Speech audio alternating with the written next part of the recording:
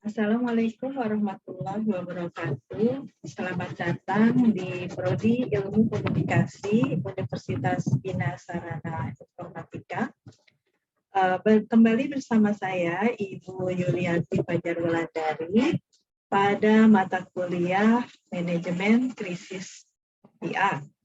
Dan pada pertemuan ke-12 kali ini kita akan membahas tentang evaluasi penanganan krisis GR. Baik, saya akan share slide-nya dan akan mulai memaparkan ya.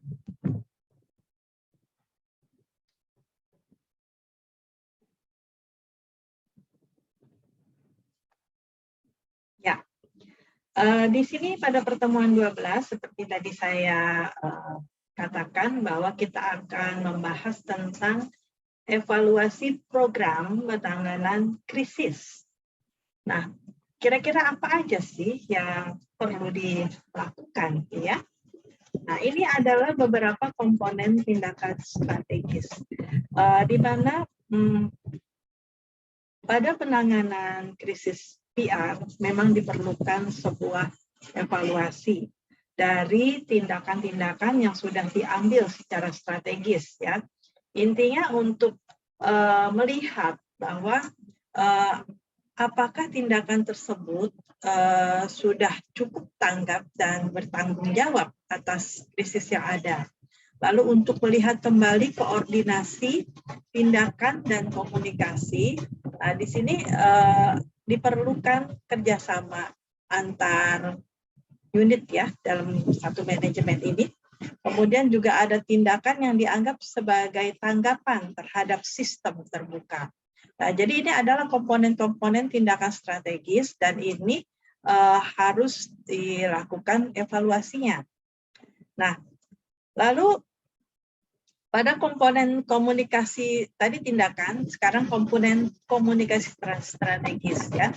Kalau dilihat inti daripada komunikasi pada kegiatan kehumasan itu adalah bagaimana kita menciptakan hubungan yang baik dengan khalayak ya. Maka inti dari hubungan yang baik itu atau komunikasi itu adalah pesan. Nah, di sini pertama, komponen strategis ini ya kita harus bagaimana membingkai pesan ya yang baik. Nah, komunikasi yang efektif itu harus dirancang dengan melihat situasi, waktu, tempat, dan khalayak ya. Jadi kita pun sebagai praktisi humas harus berhati-hati dalam menggunakan atau memilih media dan teknik komunikasinya. Apalagi misalnya perusahaan kita sedang menjadi sorotan, ya sorotan publik di di media massa sedang dibicarakan gitu ya. Nah ini kita harus paham, jangan sampai malah membuat permasalahan baru ya. Jadi ini harus segera ditangani dengan menggunakan pesan yang sesuai. Nah, di sini ada beberapa komponen pesan ya. Kalau kita mau membingkai pesan yang baik melalui komunikasi yang efektif, ini ada beberapa panduan di sini. Kita harus menggunakan media yang memiliki identifikasi paling dekat dengan posisi khalayak. Jadi kita mau memilih medianya apa. Perusahaan kita itu perusahaannya core-nya bisnisnya apa.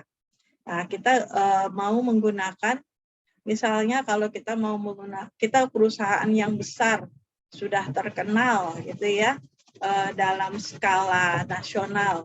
Kita mau menggunakan surat kabar yang menjangkau seluruh Indonesia itu boleh gitu ya. Atau misalkan kita ini pemain lokal di daerah tersebut misalnya, terus kemudian kita mau memakai media massanya yang hanya lokal aja, misalnya seperti perusahaan kita ada di Solo, Kemudian kita hanya sekitar skup situ aja, kita mau pakai solo post juga boleh, gitu ya. Jadi itu kita sesuaikan dengan khalayaknya. Lalu yang kedua, ini kita gunakan sumber komunikasi yang mempunyai kredibilitas tinggi. Artinya begini, dari manajemen yang ada, gitu ya. Ini kita harus menampilkan orang yang punya kredibilitas yang baik di mata masyarakat, ya, untuk memberi penjelasan, memberi klarifikasi, gitu ya.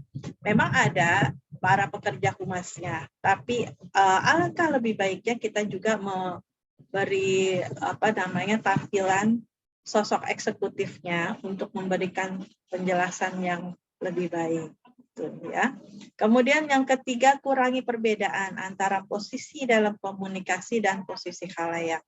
Nah, ini jadi kita harus menghilangkan gap, gitu ya, menghilangkan gap. Kita jadi berusaha seimbang, menempatkan diri kita sama dengan khalayak. Jadi jangan menjauhkan diri, kalau menjauhkan diri itu kan kesannya angkuh, sombong, gitu ya, tidak mudah dijangkau. Tapi kalau kita berusaha mendekat ke mereka, itu otomatis khalayak ini akan sangat mudah merubah pikiran, ya. Kemudian carilah identifikasi perbendaharaan kata dan anekdot di kawasan. Ya, tentu saja. Jadi pemilihan kata ini sangat penting, ya. Jadi sebagai praktisi humas dalam berbicara, dalam membuat tulisan atau press release atau advertorial, apapun itu bentuk tulisannya, harus berhati-hati dalam memilih kata, ya. Kemudian kita berikutnya kita tetapkan posisi komunikasi sebagai opini mayoritas dengan menentukan mayoritas pendirian khalayak sendiri. Jadi memang kadang-kadang kita memerlukan backup dukungan dari komunitas.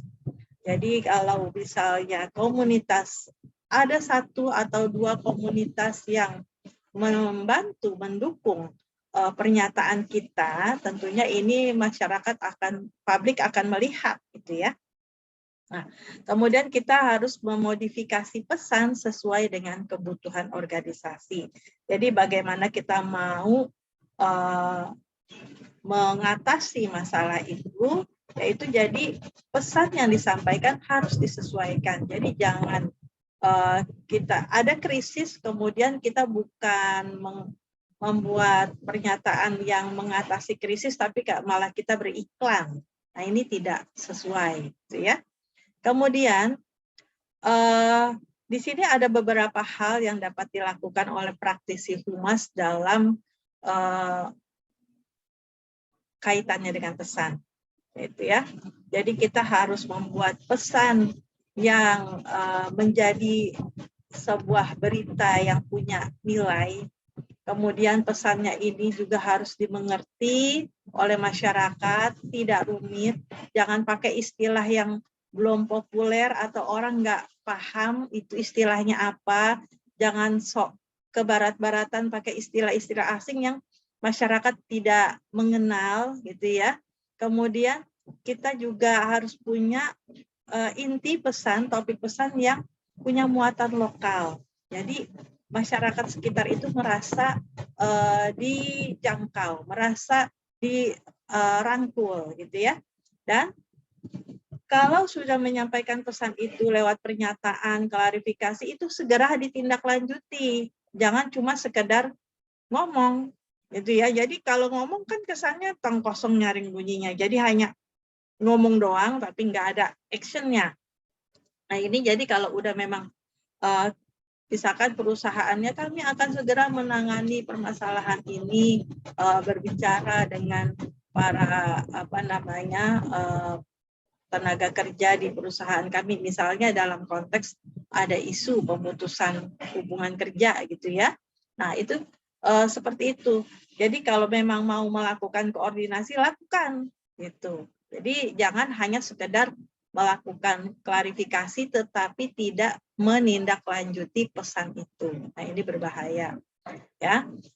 Kemudian juga isi pesan harusnya juga menjawab kerisauan publik. Kalau misalnya perusahaan kita ini ada isu bahwa produknya ini tidak halal, ya ini kita harus bisa menjawab permasalahan itu, isu bermula dari mana dan itu isunya benar atau tidak, dan bagaimana kita menangani masalah isu tersebut. Atau kalau misalnya di masa pandemi gini isunya adalah PHK gitu. Nah, ini bisa kita sesuaikan isi pesannya dengan seperti itu. Nah, lalu ada beberapa strategi dalam pembingkaian pesan, ya. Ini ada 4 hal yang sangat penting, yang sangat fundamental. Yang harus kita menjadi perhatian kita, ya, pada saat kita mau membuat pesan yang baik, yang efektif, ya. Pertama, ini khalayak atau publik ini adalah orang-orang, ya. Mereka punya kehidupan masing-masing. Mereka ada yang bekerja dari rumah, ada yang bekerja di kantor. Mereka punya kepercayaan masing-masing dan mereka punya kehidupan sosial.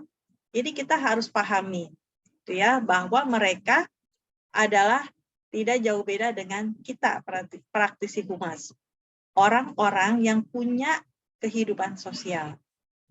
Kemudian yang kedua, orang cenderung membaca, menonton, atau mendengarkan komunikasi yang menyajikan sudut pandang yang menarik simpati atau memiliki keterkaitan pribadi.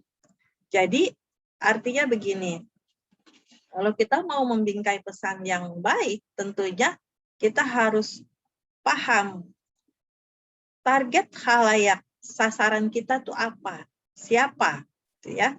Jadi kita harus membuat informasi sedemikian yang bisa menarik simpati mereka, dan mereka yaitu ada unsur nilainya di situ, ya, nilai beritanya. Karena kadang-kadang orang kalau ini nggak penting buat saya nggak perlu berita kayak beginian. Nah, ini mereka tidak punya perhatian terhadap itu.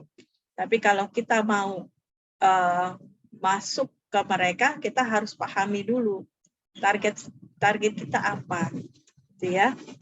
Kemudian yang ketiga itu media menciptakan komunitas yang terpisah-terpisah. Jadi artinya begini, kita harus memahami bahwa komunitas ini banyak dan mereka bisa bersuara apa aja, ya.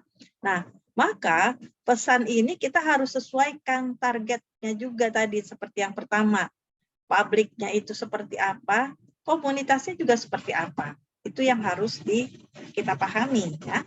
Kemudian media mempunyai banyak sekali jenis efek terhadap pengetahuan, kecenderungan, dan perilaku individu dan kolektif, dan tidak semuanya bisa diukur.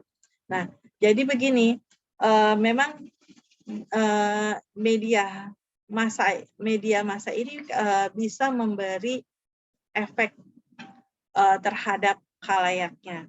Makanya efeknya itu bisa berupa pengetahuan untuk mereka, bisa juga berupa kecenderungan tindakan atau perilaku individu. Jadi ada orang yang membaca berita itu kemudian cukup tahu di perusahaan ini sedang ada masalah dan mereka berusaha menanganinya seperti ini. Tapi ada juga orang yang begitu membaca, ini nih langsung punya tindakan. Jadi dia langsung misalnya membuat status di media sosialnya dan menaruh pendapatnya di situ. Bisa juga dia masuk ke akun media sosial perusahaan tersebut, kemudian dia menjadi netizen yang menuliskan komentar macam-macam, itu bisa. Jadi bisa memacu tindakan individu atau kolektif. Ya, kalau kolektif berarti dalam bingkai komunitasnya dia bisa memakai kata komunitas ini. Kami dari organisasi masyarakat tidak setuju dengan cara penanganan PHK di perusahaan ini, bisa juga gitu ya. Nah, ini yang perlu kita perhatikan. Jadi kita harus lihat target khalayak sasaran kita tuh seperti apa. Karena mereka adalah pada dasarnya individu. Jadi tidak jauh dengan kita yang bekerja, yang punya kepercayaan, yang punya kehidupan sosial gitu ya. Dan juga kita mungkin tergabung dalam sebuah komunitas. Nah, itu kita harus perhatikan 4 hal yang mendasar. Ini adalah fakta. Lalu yang semantik. Semantik ini juga tadi seperti saya katakan sebelumnya, ya, praktisi humas itu harus hati-hati bermain dengan kata-kata. Karena kata-kata ini bisa seperti telur ya. Kalau udah pecah kan nggak bisa disatuin lagi. Udah keluar isinya, nah itu udah nggak bisa disatuin lagi. Jadi sebelum melontarkan atau berbicara di depan publik, memberi pernyataan, atau membuat tulisan untuk pernyataan, press release, pahami dulu penggunaan kata-kata yang tepat, yang menjaga netralitas, tidak menyinggung ras, juga tidak membawa stereotip dan macam-macamnya. Jadi ini emang harus hati-hati sekali. Kenapa? Karena melalui kata-kata orang sudah tersinggung. Ya. Kemudian kita lihat lagi. Ya, lambang atau simbol. Ya. Jadi lambang atau simbol ini juga penting. Karena untuk organisasi penggunaan warna, ya, itu kan lambang, itu simbol, itu menjadi bahasa juga, bahasa nonverbal, ya, yang bisa diartikan oleh masyarakat.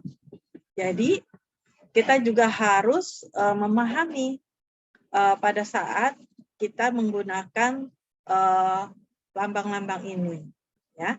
Kemudian 4 hambatan dan stereotip. Ini tadi yang saya katakan. Jadi jangan membuat masyarakat bingung dengan mengandalkan stereotip. Artinya begini, pada saat kita membuat suatu pernyataan dari permasalahan yang ada di perusahaan di daerah tertentu, kemudian kita menyalahkan masyarakat sekitar situ dengan, nah, masyarakat sekitar situ memang sifatnya seperti ini, begini, begini, begini. Jadi kita pun menjelaskannya juga sulit kepada mereka. Ini adalah stereotip. Karena stereotip itu hanya ada di pikiran. Jadi tidak mengandalkan fakta, ya kan? Karena dari berapa orang di situ itu belum tentu semuanya seperti itu. Itu hanya stereotip. Jadi hindarkan stereotip, ya. Kemukakan fakta dengan baik, tapi hindarkan stereotip. Lalu kita bisa memasukkan semua dalam kampanye dan kita menyebarkan pesan dan memikirkan kembali prosesnya. Ya. Lalu di sini ada implementasi strategisnya. Di sini ada 7 stay atau 7C. Artinya begini, ada beberapa hal dalam komunikasi kehumasan yang patut kita pahami dalam mengimplementasikan pesan strategis tadi, ya. Pertama adalah kredibilitas. Credibility atau kredibilitas. Artinya gini, seperti yang tadi saya sudah bilang, kita memerlukan sosok yang punya kredibilitas yang baik di mata masyarakat, di mata publik gitu ya, untuk menjelaskan informasinya dengan sebaik-baiknya. Jadi masyarakat tidak resah. Kemudian konteks. Konteks ini adalah keterkaitan pesan dengan isu yang ada. Jadi seperti tadi saya bilang, jangan sampai ini klarifikasi tentang permasalahan, tapi kita malah ngomongin produk baru, peluncuran produk baru. Itu iklan, jadi nggak nyambung. Jadi harus disesuaikan konteks. Lalu yang ketiga, konten, isi. Nah, isi ini kaitannya sama pesan yang tadi sudah saya sampaikan, beberapa teknik ya. Bagaimana kita membingkai pesan tadi, itu harus baik dan jangan menyinggung. Ya. Kemudian keempat, clarity atau kejelasan. Clarity ini bisa kejelasan pesan, ya. Kemudian juga bisa kejelasan dalam tindakan. Seperti yang tadi saya bilang, bahwa kalau sudah disampaikan pesannya, ya harus dilanjutkan dengan tindakan. Jadi jangan sampai itu seperti tong kosong nyaring bunyinya, gitu ya. Hanya cuma janji doang, tapi tidak dilaksanakan. Kemudian berikutnya adalah continuity dan konsistensi. Artinya gini, ada kesinambungan dan ada kekonsistenan. Jadi, bila masalah ini memang membutuhkan proses untuk selesai, maka memang ini harus ada kesinambungan dan kekonsistenan informasi yang mengalir terus ke masyarakat. Ya, misalnya pada tragedi, misalnya pesawat hilang, gitu ya, itu informasi harus mengalir terus. Jadi masyarakat harus mendapatkan update-nya, ya, sehingga masyarakat tidak terputus informasinya, sehingga masyarakat tidak gelisah dan tidak menuding-nuding pihak maskapai dengan banyak hal negatif, gitu ya. Nah, ini jadi harus berlanjut, berkesinambungan, konsisten. Ya. Kemudian channel, saluran, seperti yang saya bilang, kita harus memilih media yang cocok untuk kita pakai. Ya. Kalau misalkan media cetak, apakah kita mau pakai yang skala nasional, skala lokal, atau internasional, tergantung permasalahannya. Lalu juga kalau media elektronik, apakah televisi cukup, di mana, gitu ya, di jam apa, apakah radio juga cukup, gitu kan? Apakah masih perlu dengan media daring online, ya? Nah, ini seperti itu. Apa perlu penjelasan di website? Ini juga adalah saluran-saluran komunikasi yang memang kita perlu pertimbangkan. Yang mana yang mudah sampai ke masyarakat.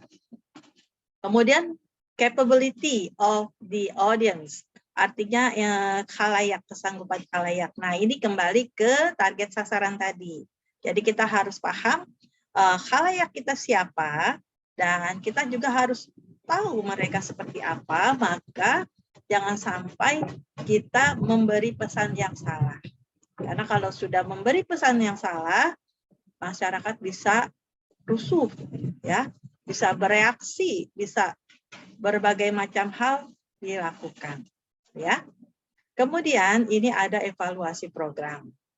Jadi kegiatan apapun yang dalam kegiatan kehumasan, misalnya salah satunya yang tentang krisis pun, tetap harus melakukan evaluasi. Apapun program yang dilakukan, program kampanye, program penanganan krisis, itu tetap harus pakai evaluasi. Kenapa? Karena untuk melihat hasil yang sudah kita lakukan, berhasil atau tidak, gitu ya. Kira-kira solusi ini bisa dipakai lagi nggak bila nanti ada permasalahan yang sama kaitannya, ya. Ini semacam bisa menjadi semacam arsip untuk kedepannya. Ya. Lalu pada proses penelitian evaluasi itu kita juga evaluasi ini memang dipakai untuk mengetahui apa yang terjadi dan mengapa ini bisa terjadi, ya. Jadi ini semacam tadi saya bilang arsip untuk kedepannya. Jadi evaluasi ini sangat penting. Dan evaluasi ini ada evaluasi persiapan di mana kita menilai kualitas dan kecukupan informasi juga perencanaan strategis. Ya, jadi kalau kita udah merancang seperti pertemuan-pertemuan sebelumnya ya, kita merancang program, merancang perencanaan. Ini juga kita cek kembali, kita evaluasi persiapan ini udah siap, matang, ya. Nah, kemudian ada evaluasi implementasi, artinya perencanaan yang sudah dicek persiapannya, dievaluasi persiapannya, kemudian dilakukan, diimplementasikan. Nah, setelah selesai implementasi ini, kita melakukan evaluasi lagi. Taktik yang kita manfaatkan, yang kita gunakan, apakah berhasil atau tidak, ya. Nah, setelah itu kita bisa mengecek kembali dampaknya, evaluasi dampak untuk memberi feedback, ya, umpan balik ke kita, kira-kira pendapat khalayak masyarakat bagaimana. Ini masukan. Jadi evaluasi ini banyak ya. Ini ada yang mulai dari persiapan, implementasi sampai dampaknya. Dan ini penting. Kenapa? Nanti untuk masukkan input kita kepada kegiatan-kegiatan berikutnya. Ya. Lalu evaluasi ini juga kita pakai untuk melihat kembali bagaimana kita sudah melakukan kegiatan-kegiatan tersebut dan juga bagaimana pandangan manajemen terhadap kinerja kehumasan para praktisi. Nah, itu ya. Jadi program di sini ya yang sudah kita rencanakan, sudah diimplementasikan, itu sangat penting untuk kita buat evaluasinya. Nah, baiklah, itu yang saya sampaikan, beberapa hal terkait pertemuan ke-12 kali ini, dan saya harap semoga kita semua selalu dalam kondisi sehat dan tetap juga menjaga semangat dan stamina untuk menghadiri perkuliahan secara online ini ya, melalui metode apapun, sehingga transfer ilmu itu tetap dapat berjalan. Baiklah, sekian pertemuan ke-12 kali ini. Saya ucapkan terima kasih dan kita akan bertemu lagi di pertemuan berikutnya dengan bahasan yang lebih menarik lagi. Wassalamualaikum warahmatullahi wabarakatuh.